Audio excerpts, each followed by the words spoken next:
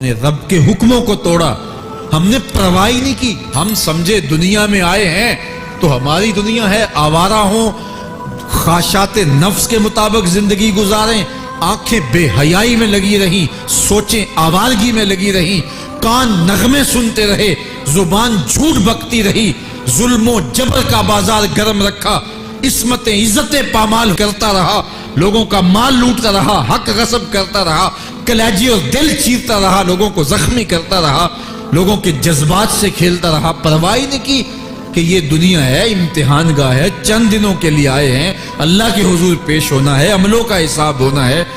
اب جب وہ دیکھیں گے کہ ہمارے ساتھ کیا ہونے والا ہے تو ان کے چہرے پہلے بگڑ جائیں گے۔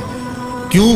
وہ گمان کریں گے کہ ان کی ریڑھ کی ہڈی توڑ دی جائے گی، ایسے عذاب آئیں گے جس طرح کسی کی ریڑھ کی ہڈی ٹوٹ جائے تو اس کا چہرہ شگفتہ گلاب تو نہیں ہوتا، اس کا چہرہ جو ہے وہ تو کس قدر مرجھایا ہوا ہوتا ہے۔ تو اللہ ارشاد فرماتا ہے اس طرح ان کے چہرے ہوں گے۔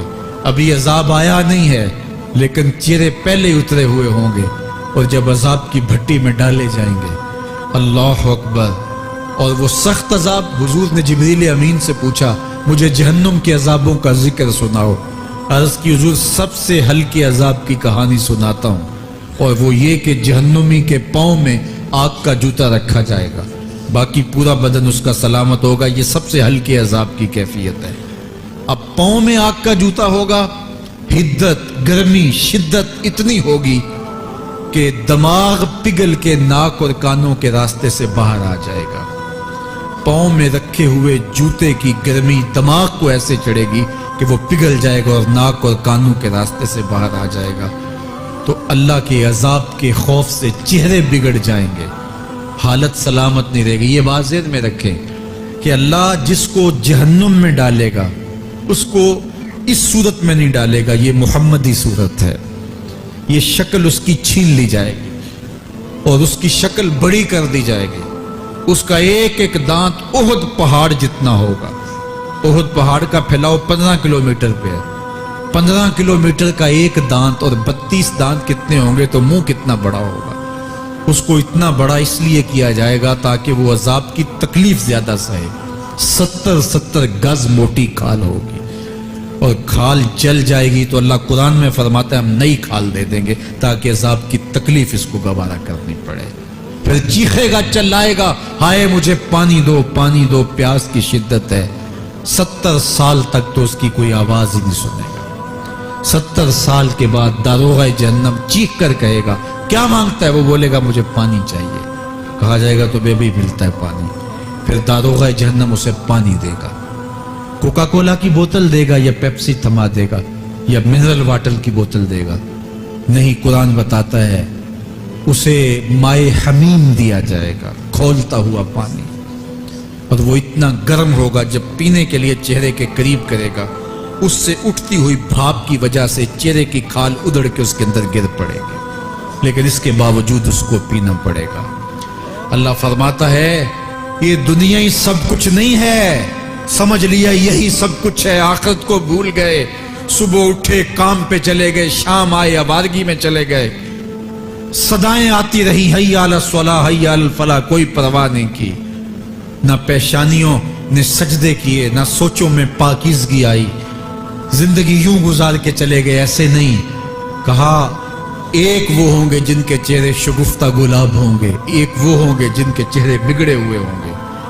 اللہ اکبر، کلا اذا بلغت التراقی، یہ تو قیامت کا منظر ہے نا، قیامت سے قبل بھی ایک منظر ہے، اللہ اس منظر کو بھی بیان کر رہا ہے۔ کلا اذا بلغت التراقی، ہاں جب جان گلے کو پہنچ جائے گی، اے انسان تیرے اوپر وہ گھڑی بھی آنے والی ہے، وہ وقت بھی آنے والا ہے جب سانس اس ہنسلی میں اٹک جائے گا، جب سینے سے بھی سانس اوپر چلی گئی، اب ڈاکٹر بھی لا علاج قرار دے رہے ہیں کہ اب علاج نہیں رہا ہے، جان بس اب نکلنا چاہ رہی ہے، اور کہا جائے گا کوئی جھاڑ پھونک والا بلاؤ۔ اب ڈاکٹروں نے تو جواب دے دیا، اب سانس اٹک گئی گلے میں، چند لمحوں کی مہمان ہے۔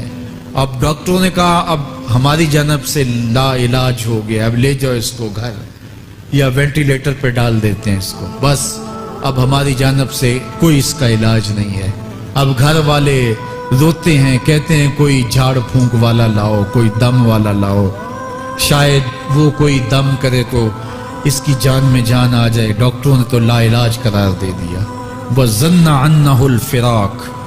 اللہ فرماتا ہے یہ تو جھاڑ پھونک والے کو ڈھونڈ رہے ہیں, لیکن جس کی سانس یہاں اٹکی ہے وہ سمجھ گیا ہے اب موت آ گئی ہے.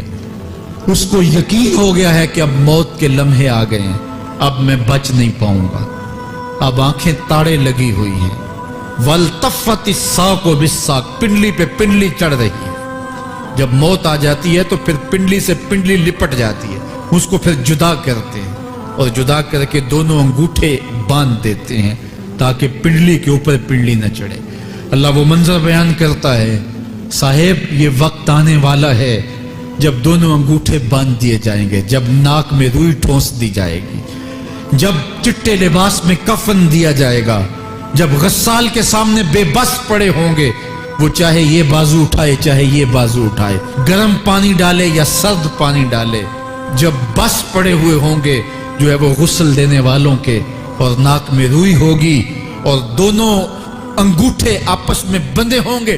یہ محل, یہ ماڑی, یہ کوٹھیاں, یہ بنگلے جس کو سویر شام لگ کے حلال حرام کی تمیز کیے بغیر بنایا تھا, غوث اعظم رضی اللہ تعالیٰ عنہ بولے مکان بنا رہا ہے, بسیں گے اور حساب تو جا کے دے گا.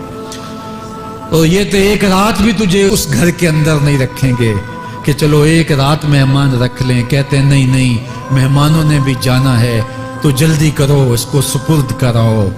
وہ تو تیرا لباس بھی پھاڑ کے اتاریں گے, خود غسل دینے کے لیے تیار بھی نہیں ہے. تجھ سے خوف آنے لگا ہے, جاندی واری ڈرونا بنے ہوتے, ہاتھ نہ لاندے ڈر دے, جنہ لئی تو پاپ کمائے اج کتھے نہیں تیرے کر دے. آج تو وہ تیرے ساتھ تجھے غسل دینے کے لیے آمادہ نہیں ہے. وَالْتَفَّتِ السَّاقُ بِالسَّاقِ. جب پنڈلی پہ پنڈلی چڑھنے لگ جائے گی, إِلَىٰ رَبِّكَ يَوْمَئِذٍ الْمَسَاقُ. اس دن تیرے رب کی طرف ہی لوٹ کے جانا ہے. فَلَا صَدَّقَ وَلَا صَلَّىٰ. اس نے نہ تو سچ مانا اور نہ نماز پڑھی. وَلَٰكِنْ كَذَّبَ وَتَوَلَّىٰ. ہاں جھٹلایا اور منہ پھیر کے چل پڑا. ثُمَّ ذَهَبَ إِلَىٰ أَهْلِهِ يَتَمَطَّىٰ. پھر اپنے گھر کو اکڑتا ہوا چلا. اولا لک فاولا ثم اولا لک فاولا.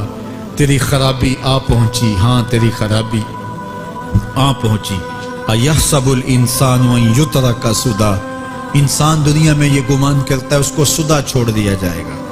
سدا عربی میں ایسے اونٹ کو کہتے ہیں جس کی مہار کسی کے ہاتھ میں نہ ہو. شترے بے مہار, جہاں مرضی جس گھاٹ سے چاہے پانی پیے, جہاں سے مرضی چارہ لے, تو شترے بے مہار کو کہتے ہیں سدا. تو یہ انسان بھی گمان کرتا ہے کہ میں بھی سدا ہوں, مجھے کوئی کیوں پوچھے, میرے جذبات پہ کوئی کیوں قدغن لگائے, مجھے کیوں روکے کوئی. بالخصوص جوانی کے ایام کے اندر جوان کو بڑا ہوتا ہے کہ کوئی مجھے کیوں, وہ تو ماں باپ کے کہنے میں بھی نہیں آنا چاہتا. وہ کہتا فَبِأَيِّ آلَاءِ رَبِّكُمَا تُكَذِّبَانِ.